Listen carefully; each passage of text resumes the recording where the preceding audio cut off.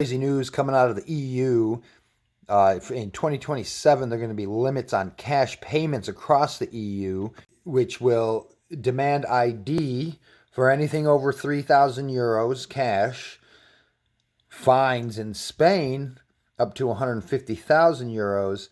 And we also have cash payment ban, outright ban of 10,000 euros. So you have a limit of 10,000 euro cash. Anything else is illegal. So it is illegal to buy things that cost more than $10,000 cash. Of course, it's painted up as anti-money laundering law. And of course, I've already been accused of being pro-money laundering, pro-criminal. There's a law that was proposed by Republicans in Michigan that would ban VPNs. And when I'm criticizing this, the Republicans are saying, "Well, we want kids to have access to porn," and it's just like, how dense can you be to immediately jump to that nonsense? Which is that's so obviously how they use this propaganda.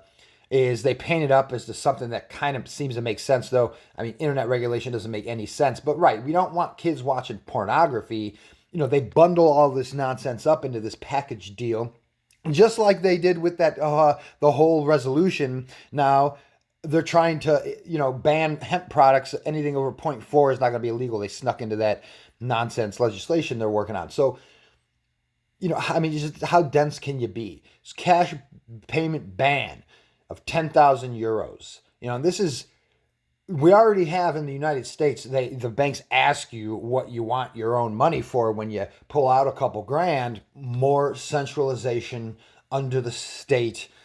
In their situation, I guess under the EU, which is kind of like, it's acting like the, quote, federal government of all these different so-called independent states. Of course, some EU countries already have limits on that. France has a limit of 1,000 euros for residents. Germany does not have a limit, but they do require ID checks for amounts over 10,000 euros.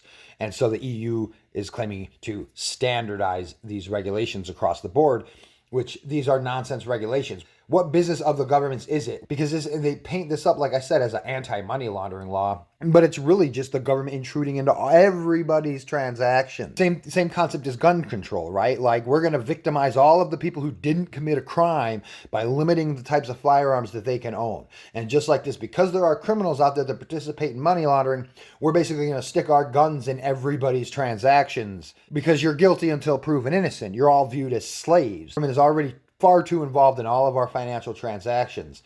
But yeah, let me know what you think about that in the comments below.